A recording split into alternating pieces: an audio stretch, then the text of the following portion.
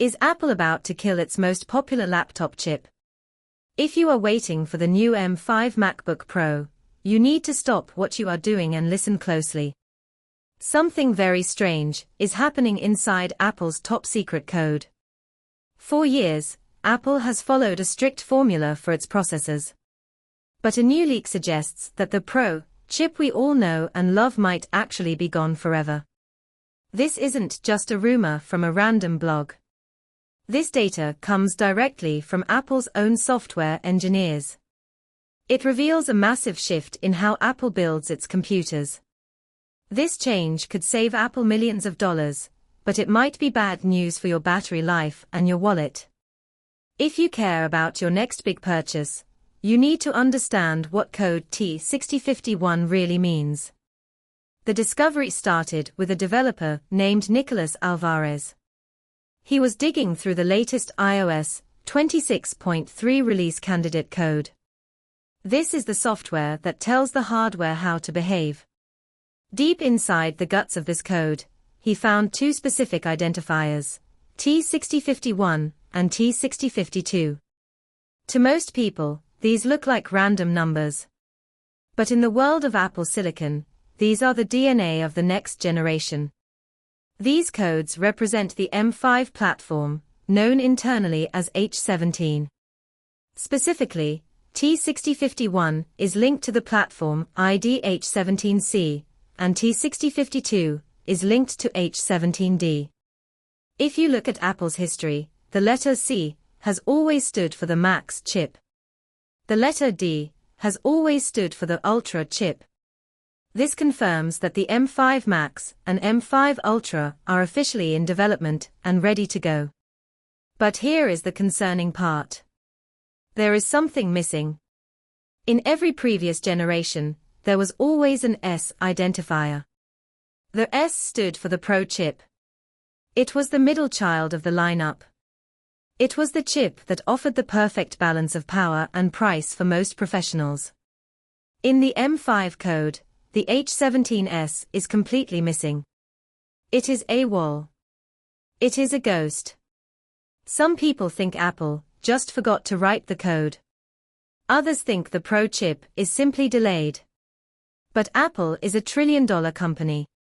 They do not just forget the kernel identifiers for their highest volume professional laptop just weeks before a launch. This looks like a deliberate move. It suggests that the M5 Pro, as a unique and separate piece of silicon, no longer exists. So, where did it go? The working theory is that Apple is moving to a new manufacturing strategy called 2.5D packaging. In the past, Apple designed a specific blueprint for the Pro chip and a different blueprint for the Max chip. This is very expensive. It requires two separate production lines and two sets of motherboards. Now, it seems Apple wants to simplify everything. Instead of making two different chips, they might just make one giant chip, the M5 Maximum. If the chip comes off the factory line perfectly, they sell it as a Maximum. But if a few GPU cores are broken, or if it runs too hot, they simply bin it. They disable the weak parts, put less RAM on it, and call it an M5 Pro. They then sell it to you for a premium price even though it is technically a rejected Max chip. This is a genius move for Tim Cook's profit margins. It means Apple only has to manage one supply chain. They throw away fewer chips, because even the imperfect ones can be sold as Pro models. But for the user, this is a reason to be skeptical. A native Pro chip is designed to be efficient for its specific size. A binned Max chip is like driving a heavy truck with half the engine turned off. You are still carrying around the extra weight and size of the dead silicon. This could lead to higher power draw when the computer is idle. It could also create thermal issues. We have seen Apple struggle with heat in their thinner laptops recently. If the M5 Pro is just a crippled Max chip, it might run hotter and drain your battery faster than the M4 Pro did. Another shocker in the code is the timing of the M5 Ultra. Usually, the The Ultra chip doesn't show up until much later in the year, often at WWDC in June. But seeing the H17D code right now suggests that the release window is shrinking. Apple might be planning to launch the Mac Studio and the MacBook Pro at the same time. This would be a massive supply drop. It signals that Apple has optimized their assembly lines so well that they can fuse two Mac's chips together into an Ultra almost immediately. This is great for desktop users, but it reinforces the idea that Apple is prioritizing assembly line efficiency over custom-tailored silicon for each dev. ICE. If you are thinking about buying an M4 MacBook Pro today, you should wait. Even if you see a discount, do not buy it yet. Resellers are reporting that their inventory is drying up. They aren't getting new shipments of M4 models. In the tech world, this is the universal signal that a new product is coming. Apple starves the market so that stores aren't stuck with old inventory.